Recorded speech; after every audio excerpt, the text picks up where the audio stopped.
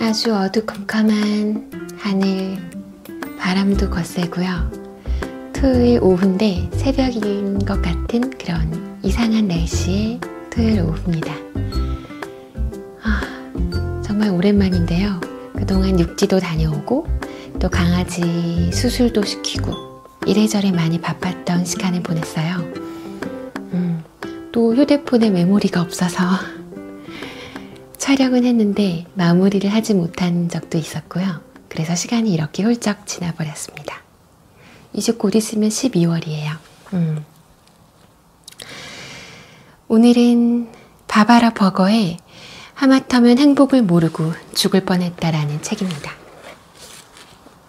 이것도 단골 서점에서 구매한 책이에요. 이 중에서 비판에 대한 대목을 소개하려고 해요. 우리는 생활하면서 타인으로부터 비난도 받고 비판도 종종 받잖아요. 가족이나 친구, 직장 동료 등등. 근데 상대방으로부터 비판이나 비난을 받을 때 굉장히 기분 안 좋죠. 의기소침해지고 우울해지고 자격지심? 자존감도 하락되고요. 그런데 상대방으로부터 그런 말을 들어도 내가 어떻게 하면 이런 기분에서 벗어날 수 있을까라는 생각을 해본 적이 있어요. 그런데 이 책을 읽다가 이 대목을 발견하게 된 거죠. 비판의 두려움을 없애는 법. 그래서 많이 와닿았고 또 많은 공감을 받을 거라 생각하고 시작해 보겠습니다. 비판의 두려움을 없애는 법. 비판을 이겨내려면 어떻게 해야 할까? 대체 비판이란 무엇일까? 웹스터 사전의 정의에 따르면 비판하다는 장점과 단점을 판단하거나 논평한다 라는 뜻이다. 그러나 이 정의를 곰곰이 생각해 보면 비판은 한 사람이 어떤 상황이나 사건에 대한 자신의 생각을 다른 사람에게 말하는 것일 뿐이다. 따라서 당신을 비판하는 사람은 어떤 상황이나 사건에 대한 자신의 생각을 당신에게 말하는 것일 뿐이다. 이런 점에서 비판이라 일컬어지는 것은 다른 사람의 의견에 불과하다. 그의 의견이 우리 의견과 다를 때 우리는 그의 의견을 비판이라 부른다. 그러나 기본적으로 그는 무엇인가에 대한 자신의 생각을 우리에게 말한 것일 뿐이며 그의 말이 맞을 수도 있고 틀릴 수도 있다. 그 이상의 의미는 없다. 하지만 비판에 대한 우리의 반응은 완전히 다르다. 나는 비판을 이겨내는 문제가 무척 까다롭다는 걸 일찌감치 깨달았던 까닭에 비판이 무엇이고 비판에 어떻게 대응해야 하는가를 연구하는데 그동안 많은 시간을 투자했다.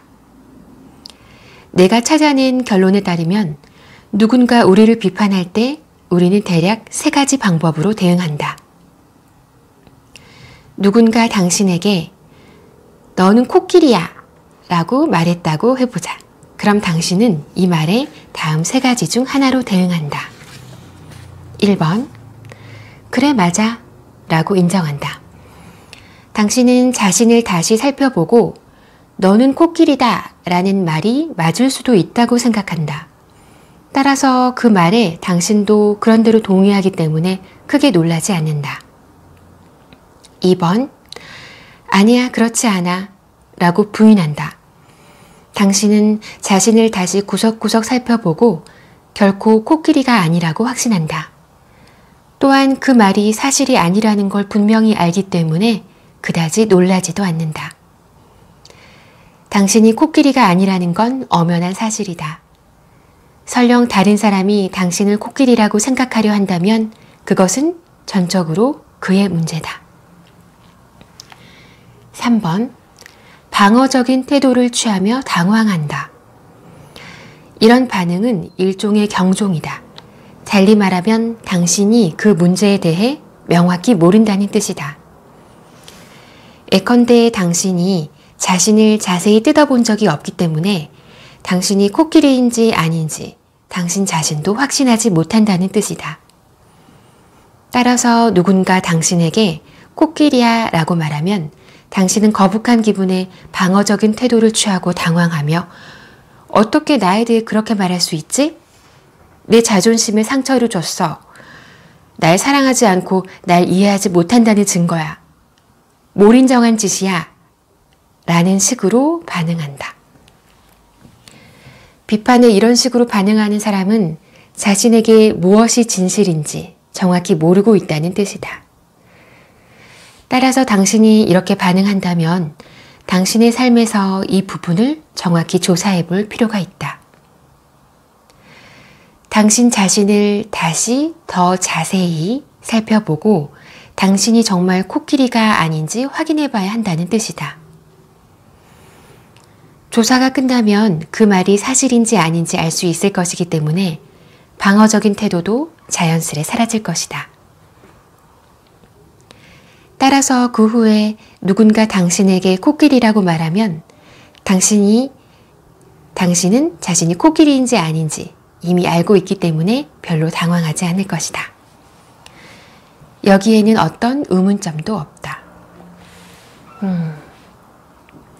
우리가 위 세 가지 방법 중 하나로만 반응할 수 있다는 걸 알게 되면 비판에 대한 두려움도 조금씩 사라질 것이다. 실제로 비판은 큰 선물이며 성장할 기회이기도 하다. 비판은 우리가 자세히 조사할 시간적 여유를 갖지 못했던 삶의 영역을 명확하게 들여다볼 기회를 제공해주기 때문이다. 그 덕분에 무엇이 우리 자신에게 진실인지 알게 된다. 비판이 선물이라는 깨달음은 처음엔 받아들이기 힘들 수 있지만 깨달음을 얻고 나면 비판이 즐거운 것은 아니지만 우리에게 최고의 스승 중 하나라는 것도 알게 될 것이다. 여기까지입니다. 이 글을 읽고 나서 정말 마음이 많이 가벼워졌어요. 복잡했던 머리가 정말 간단하게 심플해진 기분이랄까요? 상쾌해진 느낌? 이 작가는 정말 간단하게 너는 코끼리야, 너는 코끼리야 이렇게 질문을 했잖아요. 그래서 더 간단하게 설명을 해주신 것 같아요. 그래서 첫 번째, 난 코끼리야 라고 인정하기, 아니면 두 번째, 아니, 난 코끼리 아니야 라고 부인하기, 또 세 번째, 방어적인 태도를 취하며 당황하기. 제가 초반에 말했던 내용, 그 비판이나 비난을 받을 때 의기소침해지고 되게 작아지고 스스로가 좀 우울해지고 그런 감정은 대부분 100% 이 3번 방어적인 태도를 취하며 당황한다 해서 비롯된 감정일 거예요. 그래서 이 책에서 말하듯이 자기 자신에 대해서 뭐가 진실인지 정확하게 모르고 있다는 그런 뜻이기도 하고, 이런 경우가 다시 반복이 된다면